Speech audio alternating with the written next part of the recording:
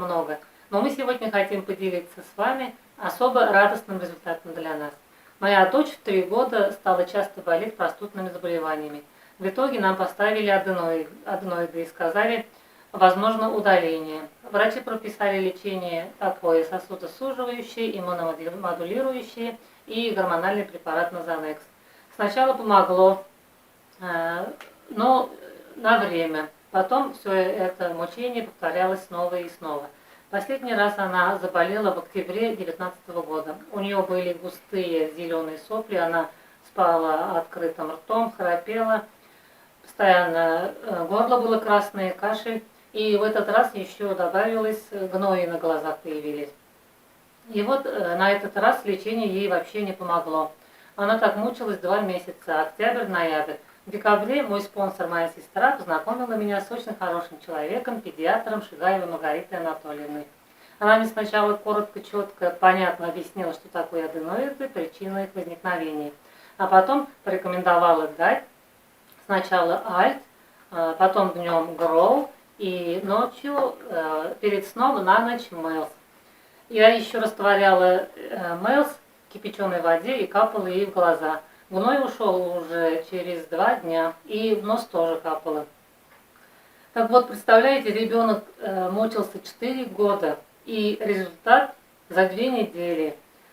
У нас все прошло, эта болезнь от нас отстала. Это ли не чудо? Теперь мы пользуемся всей продукцией APL с удовольствием. Теперь я свободна душу и радуюсь, что у нас есть такой продукт. Он не только вкусный, но и полезный. Я вначале сказала, что нам это очень радостный результат для нас.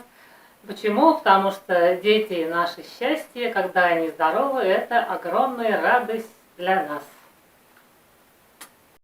Добрый день, меня зовут Сальникова Анжела, Татарстан, структура Маргариты Шигаевой. Я партнер в статусе старший менеджер. У меня такой результат. У ребенка с 3 лет были аденоиды, ребенок очень сильно болел, ребенок тяжело дышал ночью, задыхался, храпел. Нам предложили сделать операцию. Когда мы сделали операцию, результата мы не увидели. И когда я познакомилась с этой компанией, я ему начала давать наш продукт. Это Мэлс, Гроу и Альт. И буквально уже через 2-3 недели мы увидели результат. Ребенок ночью уже не просыпался, у ребенка было легкое дыхание. У нас укрепился иммунитет, мы перестали болеть. Эту всю зиму мы прожили без антибиотиков. И наш врач нашей поликлиники удивилась нашему результату. Я благодарю Маргариту. Задавай мне вопросы. Как тебя зовут? Соня. А фамилия твоя как? Ляхович. А сколько тебе лет? 6. А что ты знаешь про APL? То, что они вылечивают Что вылечивают? организм. Да, а какие конфетки ты кушаешь? APL. Как называются, помнишь? APL. APL – это компания, как конфетки называются, которые убивают глистов, паразитов, вирусов. Я не помню. Помнишь, оранжевые такие? Мэлс. Конечно. А как витаминки называются, которые кушать деткам нужно на каждый день? Гроу. Конечно. А ты их любишь? Очень. А за что ты их любишь? За то, что они вкусные и вылечивают. А что они тебе вылечили? Все. Ну, к примеру, чем ты теперь не болеешь?